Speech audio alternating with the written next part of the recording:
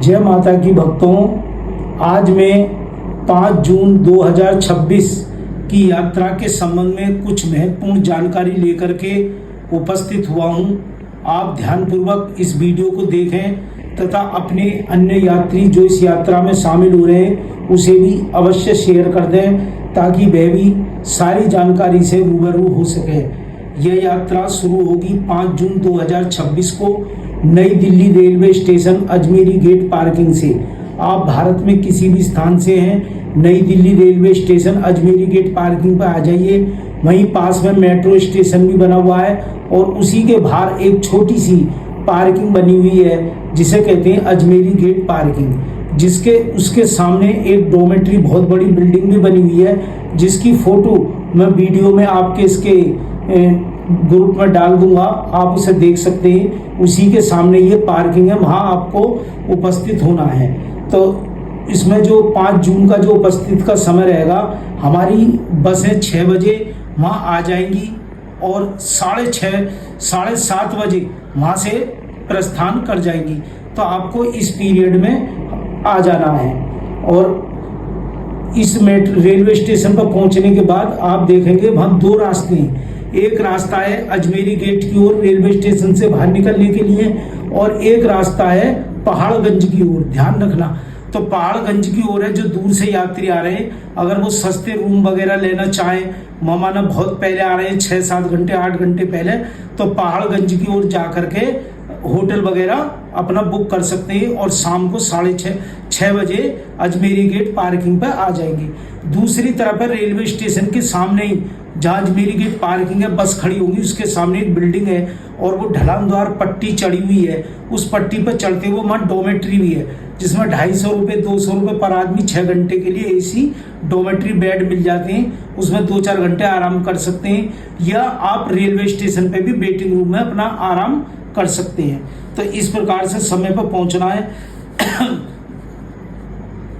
आगमन, बस का आगमन का समय शाम का 6 बजे रहेगा और वहां से प्रस्थान का समय 7:30 बजे रहेगा।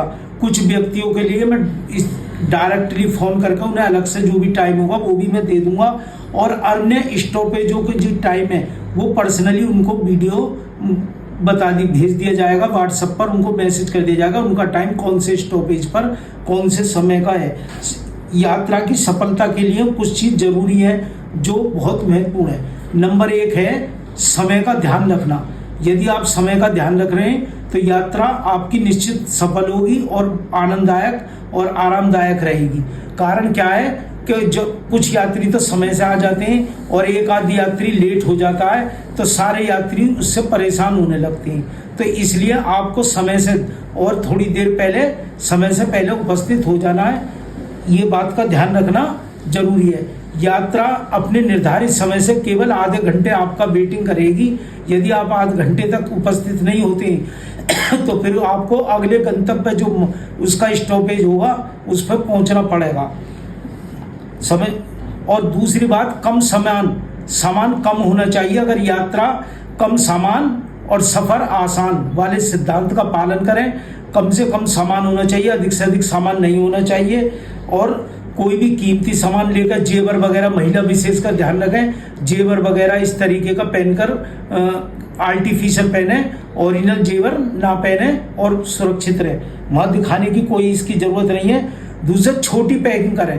कुछ यात्री क्या करते हैं, अपनी शादी का जो बड़ा बैग होता है उसे भर लेते हैं, एक ही बैग बना लेते हैं, तो उसे डिग्गी में से बस में से निकालने में रखने में बहुत बड़ी दिक्कत का सामना होता है। और छोटी छोटी पैकिंग बनाए। जो अपनी छोटी पैकिंग बनाए वो अपनी सीट के नीचे जहाँ बैठे हैं वहाँ 1-2 बैग वहाँ भी रख सकते हैं और अपनी सीट के ऊपर भी रख सकते हैं।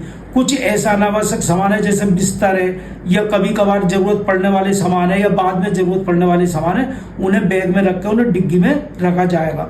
और अपने जितने भी बैग हैं, पर्स हैं, सब में अपना पता और मोबाइल नंबर अवश्य लिखें। पता और मोबाइल नंबर नीचे। कभी कभी क्या होता है, हमारा कोई बैग कहीं रह जाता है और शरीफ आदमी को मिल जाता है, वो भेजना चाहता है, तो अगर सही लिखा है तो वो समय से वहाँ आपको पहुँचा देगा। और दूसरी बात, 5 जून को जब हम यहाँ से चलेंगे तो पहले पहुँचेंगे हम हरिद्वार। तो हरिद्वार हमारी गाड़ी 4 बजे 3 बजे 4 बजे पहुँच जाएगी। तो हरिद्वार की पैकिंग अलग से कर लें। उस पैकिंग में, हरिद्वार की पैकिंग छोटे बैग में कर लें। उसमें क्या क्या रखना है, एक तो आप नहाएंगे, पहले गंगा स्नान करेंगे तो अपने पीले वस्त्र रख लें, जो आपको पहने, तौलिया वगैरह अपने पीले वस्त्र रख लें। और जो हवन में आप अपने साथ देसी घी ला रहे हैं, एक गोला ला रहे हैं जो आहुति में, पूर्ण आहुति में लगता है, खीर वाला गोला जो होता है, और उसका ऊपर से मुंह भी काटना है, क्योंकि वहां पर हबड़ा दबड़ी मस्ती है। उसे जब काट लाओगे तो सामग्री हम देंगे उसमें भर के, वो पूर्ण आहुति यज्ञ में हो जाएगी। और जो भी आप फल मिठाई लेकर आ रहे हैं वो भी अपने साथ में लेकर आए, पीले वस्त्र अपने उसमें रख लें। और अगले दिन 7 तारीख को जब हम वहां से चलेंगे सुबह ही, तो 7 तारीख के नहाने के कपड़े भी आप इसमें अवश्य रख लें, ताकि बार बार बस कम से कम 200-300 मीटर दूर खड़ी हो जाएगी, तो बार बार आपको बस में चक्कर नहीं लगाना पड़ेगा, परेशानी से आप बच जाओगे। आवश्यक अपनी दवाई, अपना मोबाइल, चार्जर, अपने पैसे, पीले कपड़े, फल मिठाई, प्रसाद, घी, देसी घी, ये सारी चीज उस बैग में अपने रख लें। एक ओढ़ने बिछाने की चादर अवश्य रख लें। हरिद्वार में कोई ठंड नहीं है, कोई गर्म कपड़ा की जरूरत नहीं पड़ेगी। एक कपड़ा गर्म जरूर रखें, वो वैष्णो देवी पर जरूरत पड़ेगी, वो बस में रखा रहेगा, जब जरूरत पड़ेगी उसे आप निकाल लेंगे। और दूसरे देखिए 300-400 यात्री उपस्थित हो रहे हैं, तो कुछ यात्री बार बार ये आग्रह कर रहे हैं कि हम तो पेमेंट वहीं कर देंगे। सुरक्षा की दृष्टि से वहां पेमेंट करना बड़ी दिक्कत का सामना होता है, लोगों की नजर में रहता है, कोई भी नुकसान वहां हो सकता है। इसलिए ज्यादा महत्वपूर्ण है कि आप समय से अपनी ऑनलाइन पेमेंट 4 तारीख से पहले जमा कर दें, और सबकी जमा करते ही आपके रसीद वगैरह भी आपके पास पहुंच जाएगी। यदि कोई मजबूरी बस नहीं जमा कर पा रहा है तो वो वहां पर किसी से भी ऑनलाइन पेमेंट नहीं ली जाएगी, क्योंकि टावर वगैरह आते नहीं है। वो कहता मैंने कर दिए, तुम्हारे आ जाएंगे, हम इन लफड़े में नहीं पड़ना चाहते। अगर वहां पर कोई पेमेंट करेगा तो नगद पेमेंट उसकी होगी, ऑनलाइन पेमेंट 4 तारीख के बाद कहीं भी नहीं ली जाएगी। तो इन सब बातों का ध्यान रखें। और जब आप हरिद्वार पहुंचोगे सबसे पहले गंगा स्नान होगा, गंगा स्नान के बाद में फिर यज्ञ होगा, 8 बजे तक यज्ञ होकर निपट जाएगा। उसके बाद में आपका चाय नाश्ता होगा, चाय नाश्ता करके फिर आप मनसा देवी चंडी पे मनसा देवी दर्शन के लिए चले जाएंगे। मनसा देवी दर्शन 2 घंटे में करके आप आ जाएंगे, फिर भोजन होगा, फिर उसके बाद में 2-1 घंटे आप आराम करेंगे। आराम करने के बाद में फिर आपका चंडी देवी दर्शन के लिए चले जाएंगे। और शाम को जब चंडी देवी दर्शन करके चले जाएंगे, थके हुए आएंगे, तो गंगा जी में द्वारा शाम को भी स्नान करने का बहुत अच्छा अवसर है, तो आप द्वारा भी गंगा में स्नान कर सकते हैं। उस प्रकार से अपने कपड़े रखें, ज्यादा अनधिकृत रूप से कपड़े न रखें, उन्हीं कपड़ों को फिर यूज कर लें। और संध्या आरती देखें, भोजन करें, रात्रि को सो जाएं, और अगले दिन सुबह ही 5 बजे वहां से गाड़ी साकुंडी के लिए निकलेगी। फर्स्ट डे का पूरा प्रोग्राम है। तो अपना आधार कार्ड अवश्य रखें।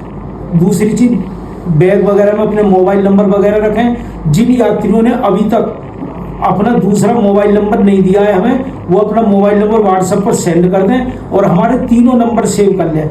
देखिए ब्रॉडकास्ट ग्रुप जो चलेगा वो 98 370 56 540 पे चलेगा। हम आपको मैसेज करेंगे उस ग्रुप का। जो जुड़ गए वो तो अच्छे हैं, जो नहीं जुड़े उनके पास मैसेज जाएगा, मैसेज जाकर वो सो ओके करेंगे, और वो उस ग्रुप से, ब्रॉडकास्ट ग्रुप से जुड़ जाएंगे जो 98 370 56 540 पर चल रहा है। तो सारी यात्रा से संबंधित सारी अपडेट आती रहेंगे। जब आप जिस धर्मशाला में रुकेंगे, यात्रा में कहीं भी रुकेंगे, तो वहां की फोटो अपने मोबाइल में जरूर ले लेंगे, किस पार्किंग में हम रुक रहे हैं और किधर की तरफ है। और आपको जो सीट नंबर है, जब आप दिल्ली आओगे तो सीट नंबर आपको लिफाफा मिलेगा, उसमें आपकी रसीद वगैरह, और अभी तक तो व्हाट्सएप आपको गई है, वो सारी रसीद वगैरह होंगी। और जो सीट नंबर फाइनल उस लिफाफे पर रखा होगा वो आपका वास्तविक सीट नंबर होगा, क्योंकि सीट चेंज हो जाती है, कभी कभी कुछ सीट बढ़ जाती है, किसी घट जाती है, तो वो हो जाता है। तो वो जो सीट नंबर लिखा हो उसी सीट के हिसाब से अपना बैठेंगे। जो अपना नाश्ते वगैरह का, तो 5 तारीख को जो अपना नाश्ता वगैरह खाना वगैरह ला रहे हैं, रास्ते में होटल पर गाड़ी रुकेगी दिल्ली से निकलने के बाद मेरठ में, तो वहाँ पे अपना खाना पीना आप खा सकते हैं, अपना खाना जो लेकर आ रहे हैं। तो ऐसे खाने का सामान है, जो अपना कीमती सामान है वो हमेशा अपने पास रखें, बस में न छोड़ें। और अन्य यात्रियों से, और जो संगठन के कर्मचारी वगैरह 8-10 हलवाई हैं और सदस्य हैं, उनसे मधुर व्यवहार करें। मधुर व्यवहार, आप मधुर व्यवहार करोगे आपके साथ भी मधुर व्यवहार ही होगा। और ऐसा व्यवहार करें कि माँ भगवती कि यात्रा में आप आ रहे हैं, आपकी सारी मनोकामना हो, आपके परिवार की मनोकामना पूर्ण हो, आप चिंता मुक्त हो। ऐसी माँ भगवती से मैं भी प्रार्थना करता हूँ कि आपने मेरे भरोसे आप इस यात्रा में आ रहे हैं, तो मैं आपकी सेवा में हमेशा तत्पर रहूँगा। जाने अनजाने में अगर मुझसे कोई गलती हो जाए तो मुझे अलग से आप बता सकते हो, तो उसमें सुधार करने का मैं पूरा प्रयास करूँगा और मैं आपकी सेवा में पूरी तरीके से तत्पर रहूँगा। जय माता की, जय माता की, जय माता की।